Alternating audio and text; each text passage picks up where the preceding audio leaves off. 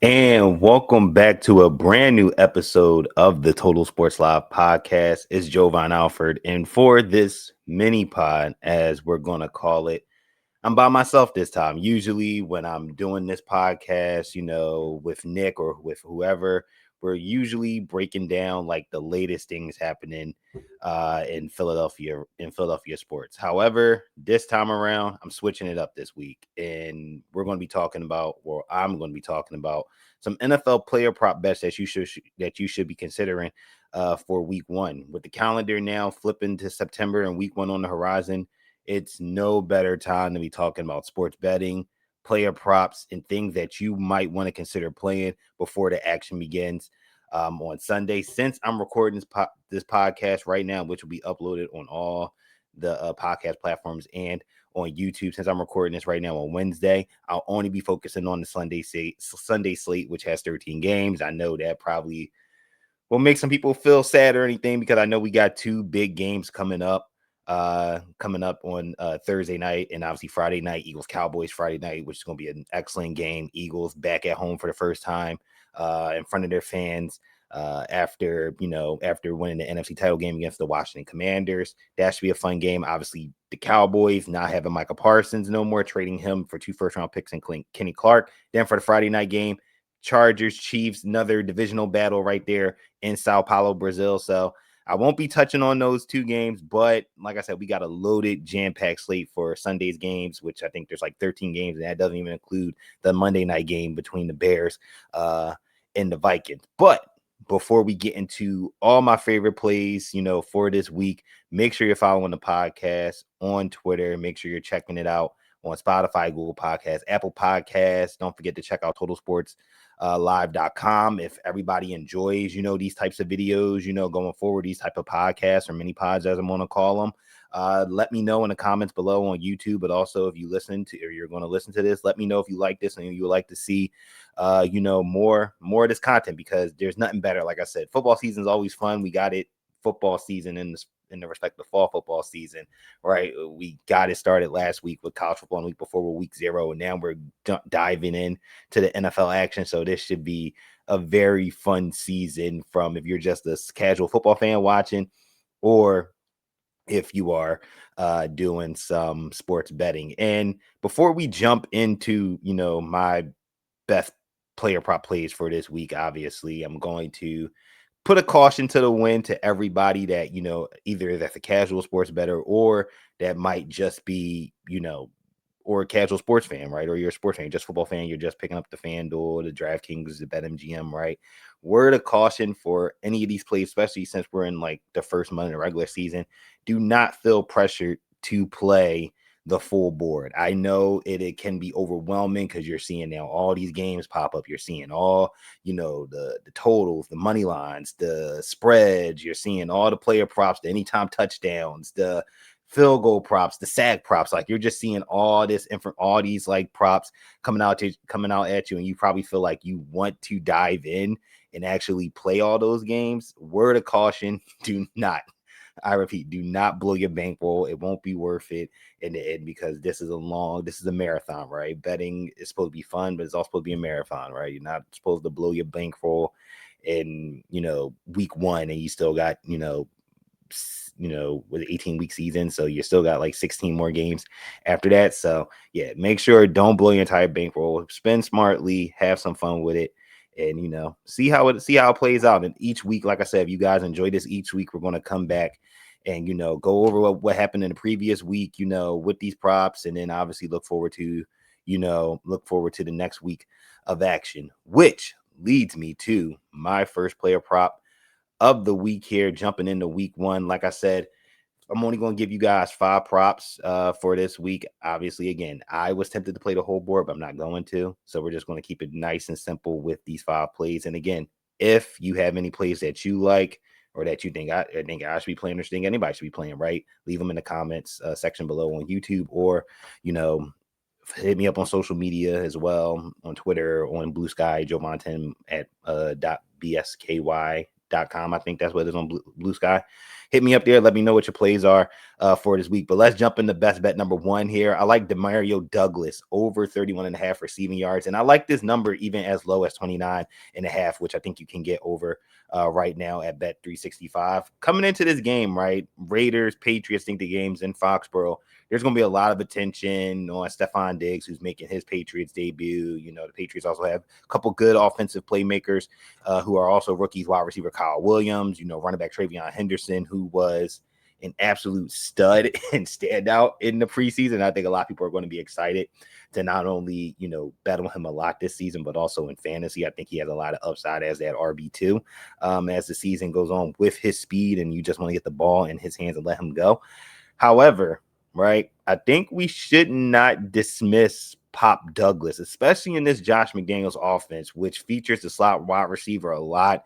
I think we all can remember what Julian Edelman was able to do, you know, in his time with the Pats under McDaniels. And that's not to say that Pop Douglas is going to be Julian Edelman, right? But we know that the slot wide receiver gets a lot of time, a lot of action, you know, in the Patriots offense. And when you look at the quarterback here in Drake May, when Drake May became the full-time starter in week 6, DeMario Douglas went over his prop total, which is 31.5, in 8 of his last 12 games. And in his last 10 games, Pop Douglas averaged 4 receptions at 5.1 targets per game.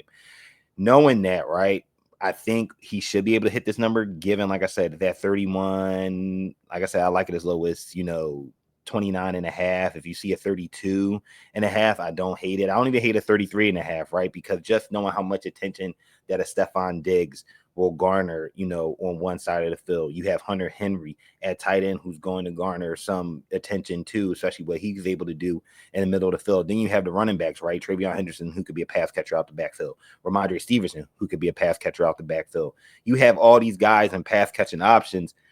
Douglas should, I think, have some favorable matchups, especially when we're looking at this Raiders team, right? The Raiders cornerback room is a mystery right now, right? We all know Jacorian Bennett's not there. He was traded to the Philadelphia Eagles last month. So they're probably going to be rolling with Eric Stokes, former Packers cornerback, former first-round pick, seeing if he could stay healthy, right? I think he's on a 1-year deal, so this is a prove-it-year kind of contract situation for him. Caillou Blue Kelly, and also Darnay Holmes. Darnay Holmes, obviously, a lot of, if you're in Philadelphia, you probably remember him from his time with the New York Giants, right? So Stokes and Holmes, they have some starting experience under their belt, but let's just be real. They're not, you know, the most shut down, you know, guys or corners that I think you would be fearful of playing this prop for DeMario Douglas, especially when we're looking at Holmes, right? Holmes last season with the Raiders had a 75 completion percentage allowed on targets and 105.3 passer rating when targeted as well. And he allowed the touchdown. We're not playing a touchdown here, prop here, but I think this number is low enough that if, knowing the targets that we do know, right, about Douglas when Drake May was under center last year, or with the 4 receptions at 5 targets per game, if we can get, and if DeMario can get 5 targets by the end of this game, right, there should be no reason why he doesn't hit this number. So looking for the first player prop that I like in this game, or like for this week 1 slate, DeMario Douglas over 31.5 receiving yards, which you can find at FanDuel. And like I said, Bet 365, I think, has this number at 29.5 as well. So moving on to my second prop that everybody should be looking for. Sticking with the theme of wide receivers, we're going to talk about Cooper Kupp. I think everybody knows Cooper Kupp is staying in the NFC West, but he's going to be playing for a different team, which is the Seattle Seahawks. I think we all know what happened with the Seahawks this year, especially on offense. New era. Geno Smith is out.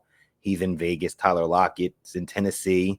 They released him. DK Metcalf traded to the Pittsburgh Steelers. Should be interesting to see how Metcalf plays in this new situation in Pittsburgh, given that he doesn't have a Lockett or even a JSN playing next to him. That's more for fantasy and even betting purposes, to see how that offense kind of work with Arthur Smith and his propensity to lean on the running backs and the tight ends. But that's neither here nor there. They've been replaced by Sam Darnold, obviously, and Cooper Kupp. Seattle still has JSN, who I think will just take that next step in his career, as he's been able to sit and, you know, play behind guys like DK and Lockett, being that wide receiver 2, 3. Now he gets to step in and be that number 1 guy, with Kupp playing more of the wide receiver 2, which we kind of saw, you know, the last couple of years with the Los Angeles Rams, as Puka Nacua has started to emerge as, you know, that wide receiver 1. And we can't forget Seattle doesn't have Noah Fant anymore. So you say conventional wisdom, right? Conventional wisdom says that there should be targets to go around for all of these guys. So I think here, I like this play here. I like this spot for Cooper Kupp, 38.5 receiving yards, which you can find at FanDuel right now, minus 114. I was leaning towards his receptions prop, which is at 3.5 right now. A lot of books have it at minus 122, minus 125. I don't hate it, just giving the situation with the Seattle Seahawks offense right now, especially at pass catcher, knowing that there is no Noah Fant, knowing that there is no DK, no, there is no Tyler Lockett. Like, there's going to be targets to go around and for someone to step up and kind of fill that role. And we know what Cooper Kupp, has been able to do in his career, when he's healthy. And we know that's been an issue for him lately. Even saw it a little bit last year with the LA Rams. So I think people might be hesitant to say, 38.5. I don't know if that's, the best angle to take, for him. New offense, even when he played in preseason, didn't do much. Really wasn't nothing spectacular. However, they're going against the Niners defense that has gone a lot of changes, a lot of transition. Robert Salah back in San Francisco, but they've lost a lot of pieces. I feel like their front four, while they did add, Michael Williams, they add CJ West, Alfred Collins in the draft. They traded for Bryce Huff. I'm still not sold on what their front line is. Obviously, they still have Fred Warner and leading the linebacker unit, which is going to be a tremendous help. But that secondary is looking a little iffy. You lost Talanoa Hufanga in free agency. He went to the Broncos along with Dre Greenlaw. He left in free agency. Malik Mustafa's injured. Jair Brown, a lot of fans of San Fran are down on after the year that he had last year.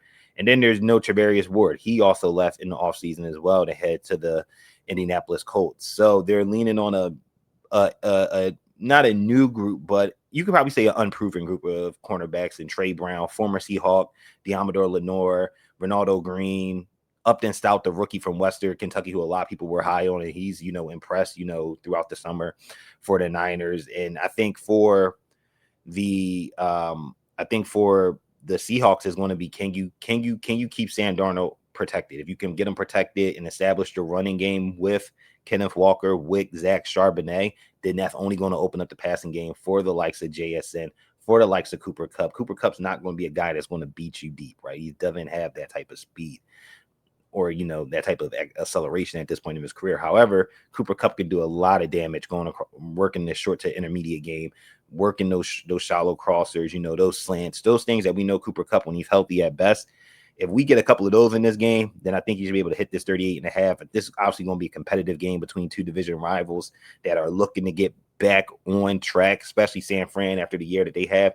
So I like Cooper Kupp here, 38.5. Like I said, which you can find on FanDuel Sportsbook. Moving on to our third play here. Again, you're watching right now the Total Sports Live podcast, the mini pod. I don't have a name for this segment, but we probably will come up with one, in due time. But looking at my third and fourth plays for NFL Week 1, we're going to the Texans-Rams game, which I think this is going to be a fun game too. I mean, talk about the star power, talk about the playmakers on both teams, on defense and offense. I think this could be probably one of the best games out of the week, if, depending on how Matt Stafford looks, because he's been dealing with an injury, I think, as well in the preseason. But bet number 3 and 4, I think they're almost kind of correlated with the way I was thinking about it, when preparing, to do this show and, come up with a couple plays I think that I like. And I think these two are correlated, right? We know the Texans this offseason, they made a lot of changes to their offensive line, right? CJ Stroud was sacked 52 times last year. It was higher than his rookie season, which was 38. And they knew they had to make some changes, and they shockingly traded Laramie Tunsil, sent him to the Commanders. They cut Shaq Mason. They brought in Ed Ingram, Jake Andrews, Laken Tomlinson. They drafted the rookie out of the University of Minnesota, and Ariante Irsay, who, likely will be starting at left tackle with Titus Howard, holding down that right side at right tackle. But even with all those changes, right, which you hope net some positives with, obviously, like I said, Jake Andrews being at center too. Even with those changes, I'm still not sold on what this Texans offensive line can do, and even what this offense is going to be, because you don't have Joe Mixon as well, who's out for the first, at least for the first 4 games, which means you're going with Nick Chubb, Woody Marks, Damian Pierce, Dare Ogunbowale at your running back position. And just knowing how good this Rams defensive line is, having, guys like Jared Verse, Braden Fisk, Kobe Turner, like especially Turner and Fisk, they can get pressure up the middle off the edge. And the same thing with Verse. He can get pressure off the edge, and I think apply a lot of pressure to this, Texans offensive line. If the Texans are worried about Fisk or Turner and trying to put double teams on him, that leaves Verse with 101s. I think plus 108 to get a sack against this Texans offensive line, which again, on paper, they made upgrades, and you hope that, the new players that you bring in works out, and then you put Titus Howard on the right side. You hope that plays out. With those moves, you hope that things will balance out, but I'm not sold yet. I need to see it for a couple of weeks. I'm going to take Jared Verse here, plus 108 to get a sack on FanDuel. And then on the flip side, I'm taking CJ Stroud over 11.5 rushing yards. I remember playing Stroud's rushing yards in the playoff game. I think it was against the Chiefs, just knowing how good the Chiefs defensive line and pass rush was, and the players that they had to worry about, Karl Loftus, Chris Jones. Knowing that the Texans offensive line wasn't great last year, CJ Stroud was going to have to move. He's going to have to move out of the pocket, even though he had Mixon, right? I think this is the same situation here in this game. Even though we have a Nick Chubb who's healthy, even though he has Woody Marks, the rookie, even though he has Darren Gumbawale and Damian Pierce, I still think he's going to have to move a little bit in that pocket to slow down that pass rush, to create some plays, either on the run, get a couple of throws off on the run against Nico Collins, maybe Dalton Schultz, Christian Kirk, or just pick up some yards, right? So I feel like 11.5, he can do this. He went over this number in 5 out of his last, 10 games. So I think, like I said, I think these two plays are correlated, versus against this offensive line, and then knowing what this Texan offensive line is right now and knowing what happened last year, I like Stroud to kind of move out the pocket and try to, pick up some yards on the ground.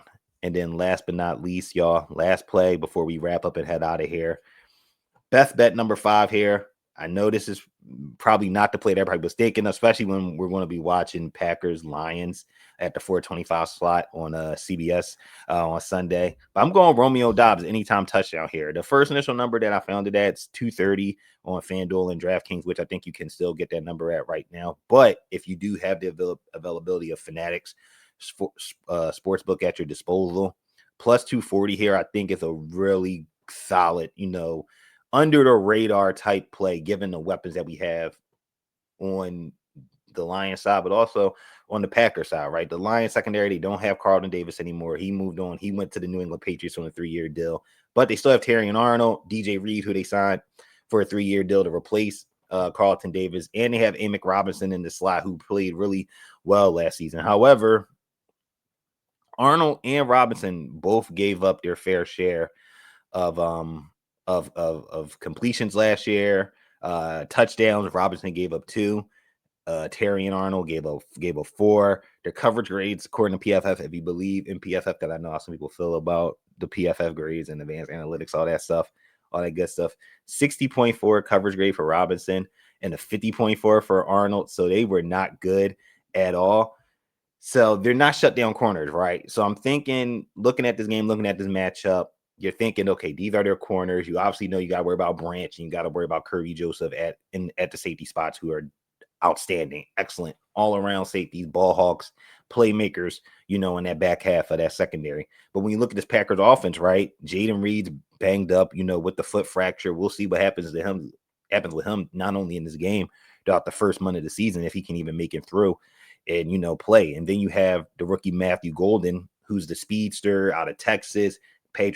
Packers, draft him in the first round. He can play pretty much all 3 wide receiver positions and really do a lot of damage. And I think he'll get a lot of attention. Even Reed, to an extent, even though his health is what it is, he's still gonna get a lot of attention. Josh Jacobs too. Can't forget about Tucker Kraft as well at tight end. So I think this could be a spot where Doubs could be that sneaky play.